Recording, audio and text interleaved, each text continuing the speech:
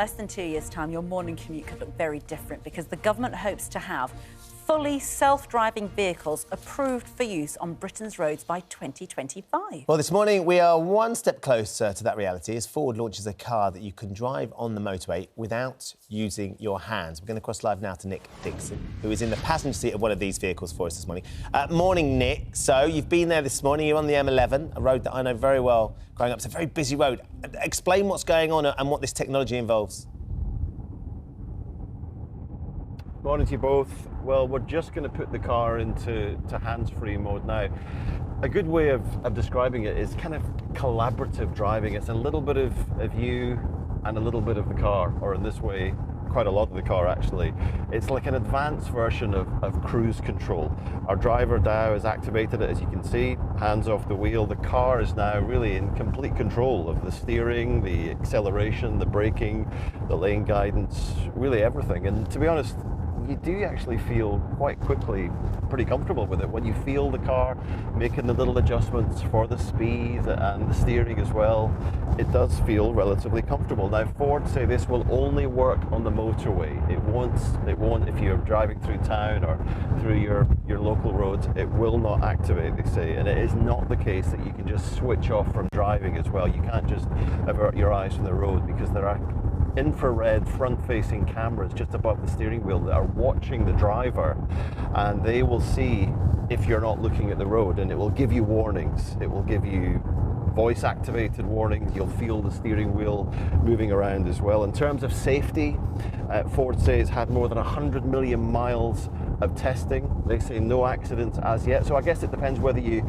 enjoy that sort of joy of driving and the control, or you're willing to put your trust in technology. Now, Nick, everybody's getting involved this morning. Everybody's got questions. Now, Mark on camera 4 said to me a moment ago, now, what about sunglasses? If it's watching your eyes... Mark likes to drive with his sunglasses on. Mark's a cool kid. Very cool. He's a cool kid. He likes to keep his street cred going. There he is. If it's assessing your eyes, though, would there be some sort of issue there? We were just talking about that, Ranveer.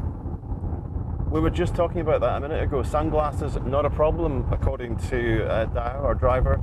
Infrared cameras can see through the darkened lens on your glasses, so you're good to go with sunglasses. Good news, Mark. Good news, Mark. Gurge has got one here as well, Nick. Just before we leave you, what happens if you're passing a lorry, you're going past a fair few in cars, and it decides to pull out on you suddenly? Is the car able to react? Will the car react quicker than we will as humans?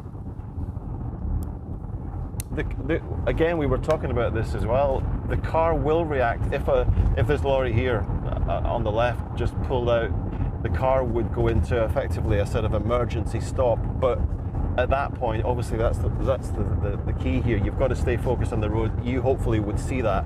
You'd put your hands on the wheel and you would manually get yourself out of trouble. But the car would step in, but it would just be a very violent stop. Yeah. It's absolutely fascinating to see it in live action, actually. I totally agree. That moment where the hands go off, it makes you, ooh. Yeah. Now, so should we embrace hands-free cars? We're joined now by Rachel Downey, motorsport presenter. Self-driving cars are the future. Danny Kelly, a motorsport journalist and car dealer, who thinks hands-free driving is pointless. Go on then, Danny. Why is it pointless? It looked safe to me, the way it was, Nick was talking about it. There's some evidence to suggest that actually, it might be safer than us, our human error. It eliminates that.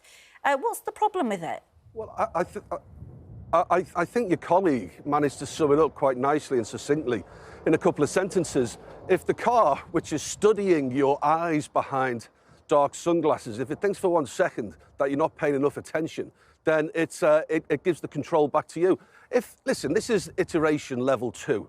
And if iteration level 3 meant that you could go in the back and have a kip on the way to London, I can see a big game changer here. But all it's doing, Ranveer, is basically it's taking control of the steering, the braking. It's advance-wise. It's no difference to the technology that has been knocking around for, say, 10 or 12 years when it comes to keeping cars in lanes and things. I just don't see the point of it. You can file it under P for pointless. I just do not understand why a car, which is supposed to make things a lot easier for you, will actually jump in and make you take back control if indeed things are less easy. Very good point. But as you say, iteration 2 at the moment, Danny. Let's come to Rachel, because the point is, and the thing that I quite like the idea is the 5th iteration, which is you can jump in the back of the car, have a sleep on the way to work, wake up and the car's got you there and you can just get out. But in terms of stages, it has to be staged, doesn't it? It has to take a process. I think this is incredibly positive because this is the soft introduction to that stage. You know, the way we are right now is human-operated vehicles with a very basic assistance like cruise control. And what we're looking at is going into the future, which is full autonomous cars, autonomous driving.